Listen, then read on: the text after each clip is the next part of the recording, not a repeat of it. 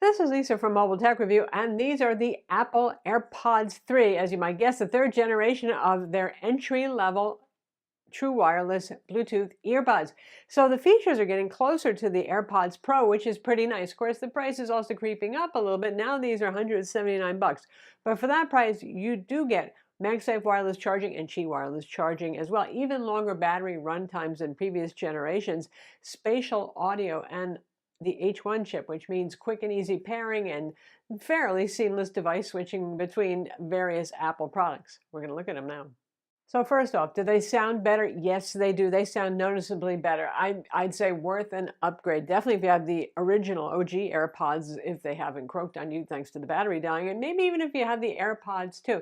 They're getting close to the AirPods Pro sound, which are pretty darn good sounding buds and pretty neutral, but with a little bit of special sauce with a little bit of bass here too, which I think is going to be nice for most people's music listening experience, especially if you listen to rock, hip hop, rap, all that sort of thing.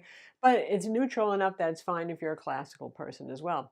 Like I said, you got the H1 chip, so you have the neat features that gives you. Spatial audio, I think most people enjoy that sense of, well, surround sound in your ears. And also, if you move your head this way or that way, it seems like the music stays centered over there relative to where your ears are. A little creature comfort for the sound kind of thing.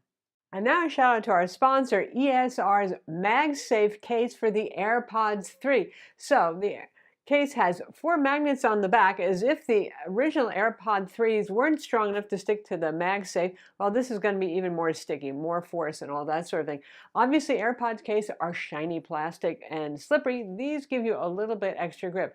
They come in a variety of colors. There's a couple of different styles, including a rugged armor style case too. And they're cleverly done. They have cutouts on the back so the hinge is easy to open. Your pairing button actually still has a little pressy buttonhole, and the charging light on the front of the case, there is a little bit of translucency so you can actually see through it, so you can tell when it's charging. It's also compatible with their Halo Lock system that's compatible with MagSafe, so pretty much like MagSafe. You can charge magnetically. They've got car mounts, all sorts of things like that. Be sure to check out the link in the description to get them. Now back to our video. The iconic stems that we used to make fun of because it looked like, well, electric toothbrush heads, they are now functional just like AirPods Pro. So they're force touch, which means give it a squeeze to pause the playback. So if somebody's talking to you, you don't have to pull it out. Squeeze it again to start the playback. You can also use them to launch Siri, to jump tracks with multiple squeezies. The only thing you still can't do, because Apple, is adjust the volume with them. The case size is almost as big as AirPods Pro, still pretty compact, and it gives you 24 hours of additional charge time for your buds. And the buds have 6 hours of playtime. There's no ANC here. That's the gotcha compared to AirPods Pro or the new Beats Fit Pro. We'll talk a little bit more about those in a minute, though. But that case is the usual white, shiny, slippery sort of case with a magnetic closure. It does the job. It seems well made, you know what I mean, compared to Beats Fit Pro with this kind of cheesy case. I suppose if you care about cases, there's that. So let's talk about that lack of ANC, which is active noise canceling. These are passive. They're not even any silicone tips on these. So, well, obviously if you need these for airplanes, loud trains, all that sort of thing, you probably want to think about noise canceling buds that reduce ambient noise so you can hear the music better without cranking it up and blowing out your eardrums. That said, they do give a pretty good seal, especially considering there are no silicone or foam tips on these. So the upside is for those whose ears are compatible with AirPods, and I am one of them. They feel really comfortable. I don't get tired of wearing them, and they do seal pretty well. You have a nice open sound. You don't have something sticking deep in your canal, which is a sensation that I hate and tends to give me clogged eustachian tubes.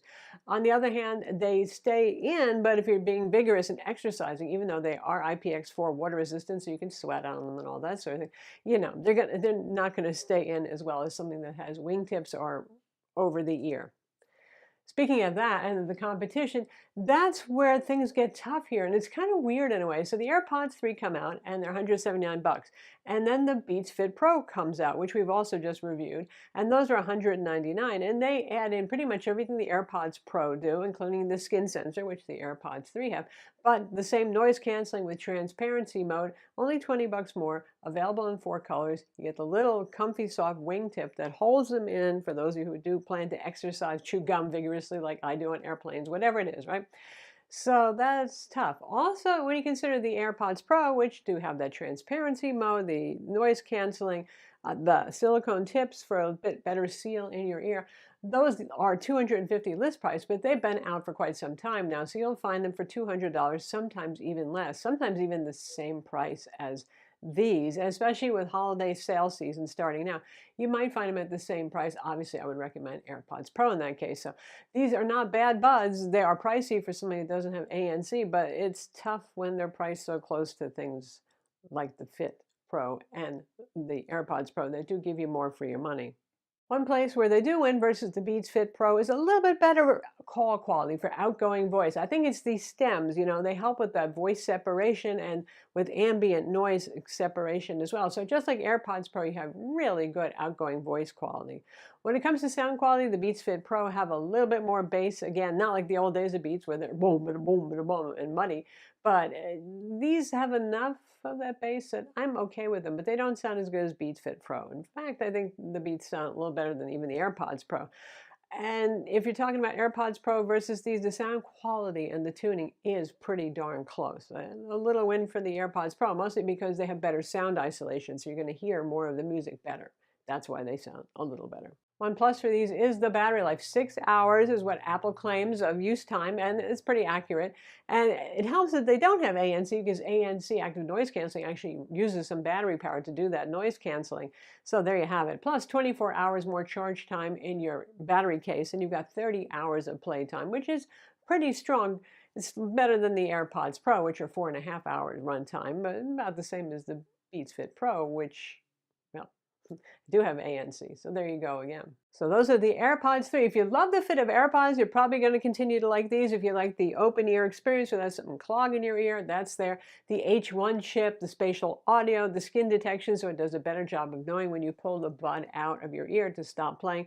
All those things stand in their favor. The only thing is they don't exist in a vacuum, do they? So even Apple's own Beats Fit Pro kind of show these up for only $20 more. And if you can find AirPods Pro for a similar price to these, they would still be my choice. Tough times for AirPods 3. Not that they're a bad product, again, but there you have it. I'm Lisa from Mobile Tech Review. Be sure to subscribe to our YouTube channel for more cool tech videos and hit the notification bell so you know about them.